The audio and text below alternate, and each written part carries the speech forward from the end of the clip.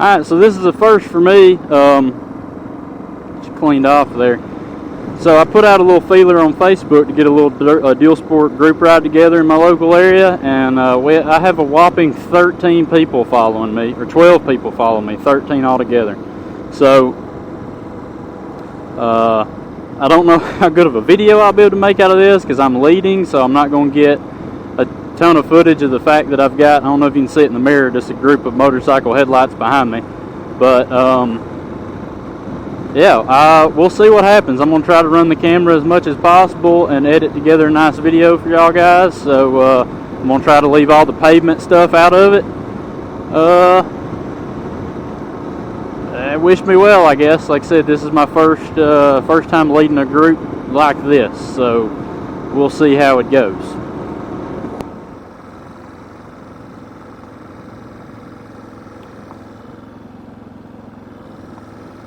Try to get a picture of everybody coming down the hill.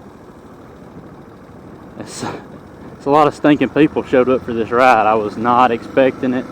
I'm beyond tickled pink, as a southerner would say, but I'm also a little nervous leading the short bus like this. So anyway, so far so good. We made it on our first dirt road. It's going to be kind of a short one, but it's North Alabama. There's actually not as much dirt road riding around here as people would think. I think I've mentioned this in a previous video before, but Alabama is just not that covered with dirt roads as TV and movies would lead you to believe. Yeah, sure, certain areas maybe, like very, very, very rural areas maybe, but for the most part, we're just not that covered up. There we go, we can get a view.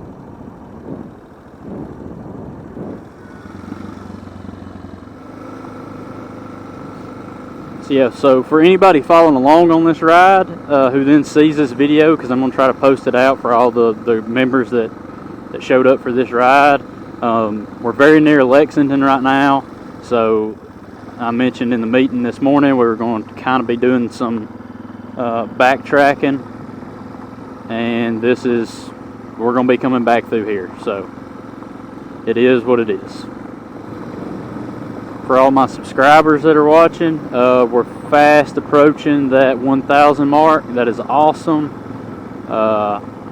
I'm really excited about that. I just started the channel so that I would always have somewhere to hopefully go back and look at my videos, look at the adventures I've had, and I thought, well, if I'm going to be like making videos to some extent of the things I'm doing that are, you know, things I find fun, motorcycle related things, whether it be riding bikes, working on bikes, buying and flipping bikes, whatever the case may be.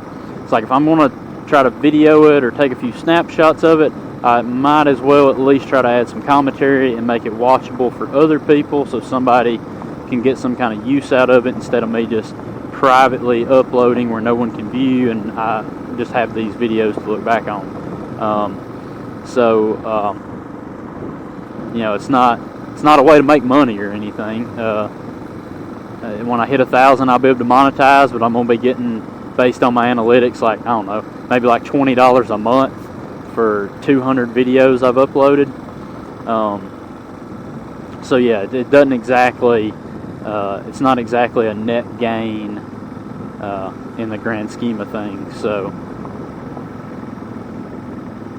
I'm sure every YouTuber says that when they reach 1,000. This is just for fun. I'm not doing it for money. And then, you know, a few years later, some of them might be at 1 million, and that's all they do is YouTube. So who knows? So this is the first of like 2 really good dirt roads, in my opinion. Dirt, gravel, whatever, all the same. I mean, this one truly is dirt right here, but the majority of all the dirt, air quote, roads we'll be riding today are really gravel. I don't know if anyone elsewhere in the country actually makes a distinction between those. But when I say dirt road, I mean either A, a dirt road like this, or B, a gravel road. So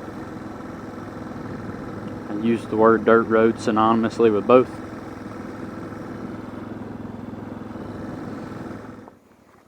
Yeah, right side is a little shallower, but I mean, it don't really matter where you go, rocks or baseball size, so you're just kind of bouncing around.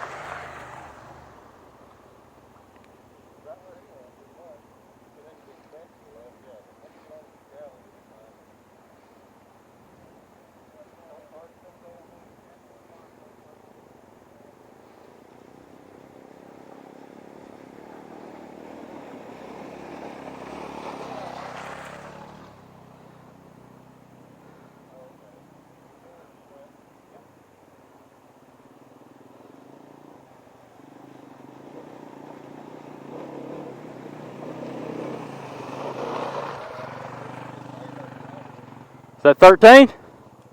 So is that 13 across? Yeah. Yeah, you did way better than I did. I about fell over. Like I said, the majority of that bottom's just like softball sized rock, so there's just bouncing all around. Throttle too much, and when it sung, I've almost dropped. It's really nice one out there. If you accidentally find it, it kind of throws your game off after that. Yeah, that's the one that brought me down, I think. I don't know why, but I ended up wanting to go to the middle a little bit. I don't know why, but I did. You did fine. You made it. Yeah. Yeah, it's always easy to find the deep water. Yeah. So. The only place he's ever drowned a bike out was this crossing before they fixed it. I've been here before they laid the cathead rock in here. I come through here this way. I was here the one Saturday. Come through by myself. I was here the next Saturday. Went right through it, no deeper than that. The very next Saturday, I come through here, went across just like I did the Saturday before, and the front end just dove off. And I looked up, and there was a fisherman up in there. He was trying to wave me off. Some kids had been here and jacked up four-wheel drives the night before and buried one and dug it out. And he said the front bumper was scraping gravel like a dozer when they winched him out. And I rode right off in that hole. Just crossed it the Saturday before, and it wasn't no deeper than that. Alright, that was pretty good. Everybody made the cross. We had one husky go down, but that's no big deal. All the ADV bikes made it across with no problem. That's kind of what I was worried about, but again, I don't know everybody's skill set here, so if you're on this ride and you're watching after the fact, sorry, I'm not trying to make it sound like you don't know what you're doing, but I just don't know where everybody's skill set is, so it's hard to kind of plan a ride and then execute a ride and maintain a pace where the fast riders feel like it's fun and the slow riders don't feel overwhelmed and the obstacles aren't too big. So it's kind of a new challenge. I've never really given this much thought. You know, the thought to, you know, what kind of pace do you run when you've got 3 riders in your group? What kind of pace do you run when you got 5, 8, 10, 12? And that's not even bringing into account everyone's skill level. That's just simply inflating the number, which could make a big difference. Much less if you've got a couple riders in the group that are better than or slightly above the you know, some of the lower skilled riders in the group. So I don't know, new dynamic for me. I didn't really give it much thought until I rolled up at the gas station and I saw that we had 13 of us, and I thought, oh goodness. You know, I planned ahead, but I didn't plan mentally for leading a group of 13. But we're making it good. I think everybody's holding their own pretty well.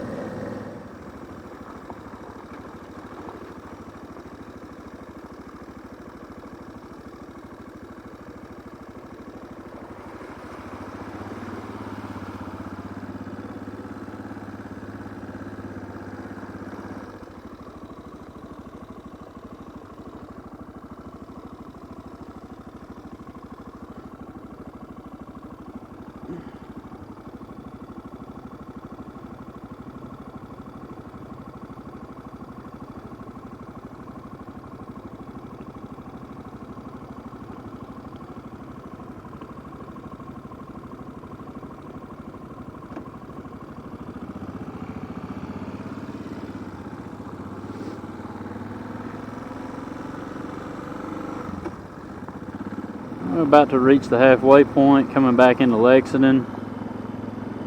We've already ridden this road once, headed the other way, but we're going to make a turn down here and have another creek crossing. I think that'll technically be the 4th creek crossing. I don't know if I really count the paved creek crossings as creek crossings, but this one's unpaved. So the 2nd unpaved creek crossing be coming up, and then that'll put us at the halfway point of our ride. We'll be sitting on close to 48 to 50 miles for this first half. There might only been 8 miles of true dirt and or gravel in that 48 to 50 miles. But the second half of the ride will definitely have, in my opinion, I mean, there's one dirt road alone that is easily 8 miles long. So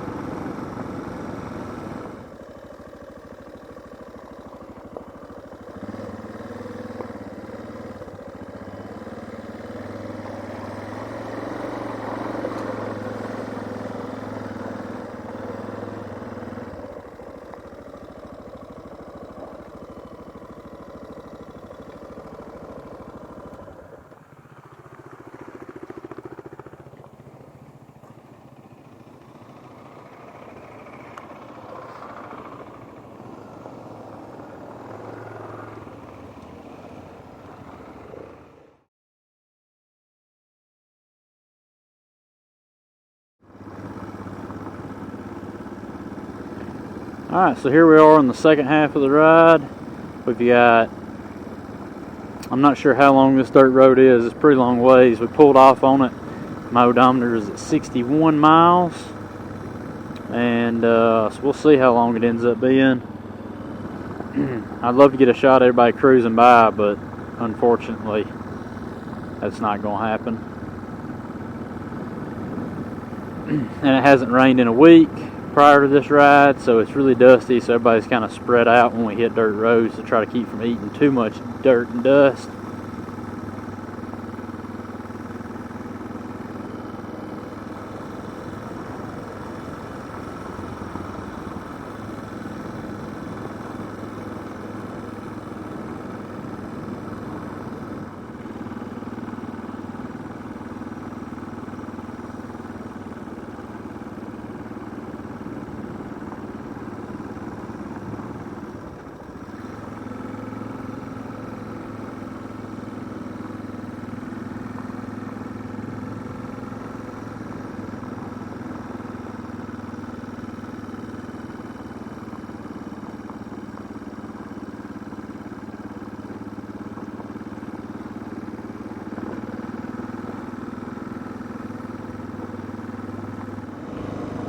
got a really good variety of bikes on this ride too. We had two DR650s start the ride. The other guy on the DR, he had to peel off from us. There's an Aprilia Touareg, something like that. No idea what size it is. We've got multiple KTM 690s. We've got a Royal Enfield Himalayan. We've got Husky 701.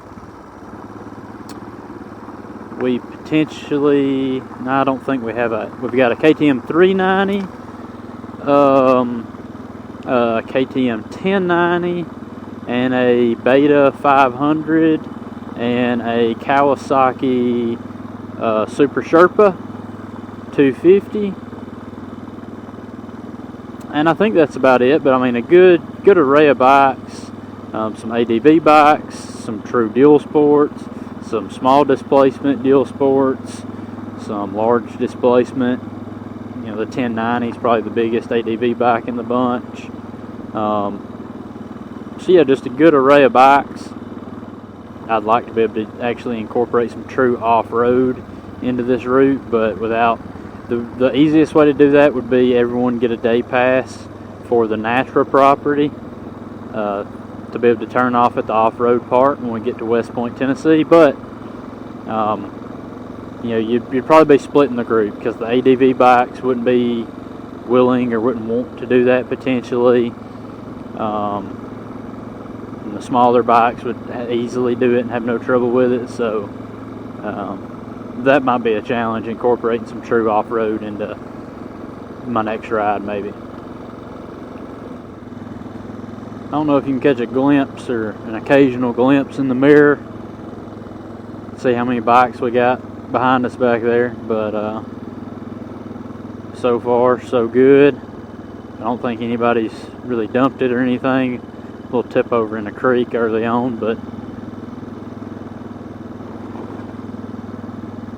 as long as we can make it through West Point here without getting run over by a Razor or side by side on the dirt road here, we'll be golden. So I actually rode this portion of this loop that we're on like a week or two ago, maybe 2 weekends ago I believe, and we was coming around one of the curves, not this one, but a curve similar to this. Not really a blind curve because you can see quite a ways before it disappears around the corner, but man, a side-by-side come through here absolutely flying, about pushed me off the road. I had one other guy with me behind me, came really close to hitting him, way closer to hitting him than he did to hitting me. And I turned around and tried to chase him down because we're in natural property here, and you're on a public road regardless.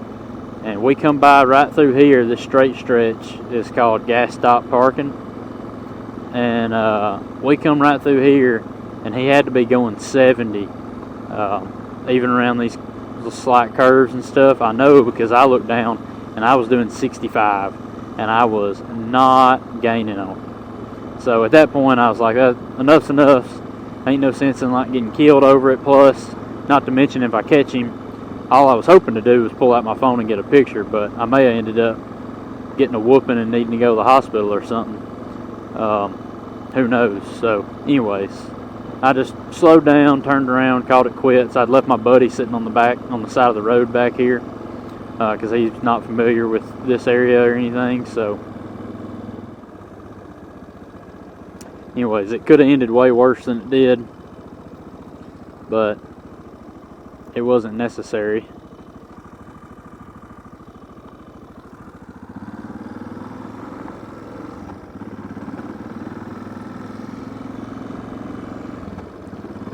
Be running the roads at 65, 70 mile an hour on a Razor. Public roads, I mean, yeah, they're in the middle of nowhere, but because of the off-road part, you know you have kids. I mean, everyone uses these roads to navigate through the park, so you've got kids riding dirt bikes and or four-wheelers through here. You know, I'm talking as young as, 6 or 7 years old sometimes. I mean, you can see any age, but the trails out here are pretty rough, so it's normally kids old enough to have a big enough bike with a clutch. But I mean, it doesn't really matter. It doesn't matter. You've got kids and families out here trying to ride and enjoy. You've got cars like that old woman driving through probably just lives somewhere around here. I mean, if we would have been a car, a four-wheeler, another side-by-side, or if we would have been riding two abreast, one of us wouldn't be here. Like, that's... I got no words. It's absolutely ridiculous. So, anyway, didn't mean to turn the video into a kind of a Debbie Downer here, but that's one reason I'm keeping my camera on through. It was this corner right here. I was about right here, and I met them and got over next to them dandelions, and then my buddy behind me was in the apex of the turn, and they're running over 50 through here, so it's like sliding, drifting turns. So as soon as they saw me, they kind of locked it up for a second and ended up straightening that corner out and sliding straight. So they about hit my buddy. Like, it was real close. By the time I turned around, they were already past each other, but I mean, real close. Alright, that's going to be the last bit of footage I get, I think, for this ride. It's just paved roads from here on out here in just a minute to get back, so pretty much concludes it. By the time it's all said and done, we've done 80 miles now, probably looking at 110 miles to get back to our starting point, but like I said, it's all pavement back to there. Yeah, a lot of fun. I've never led a group this large. We lost one, so now we're down to 12 people total. But it was a lot of fun, and definitely something I'd like to do again in the future. So anyway, I hope everybody enjoyed it, and we're getting close to that 1,000 mark, so that's exciting. And I will catch y'all next time, I guess.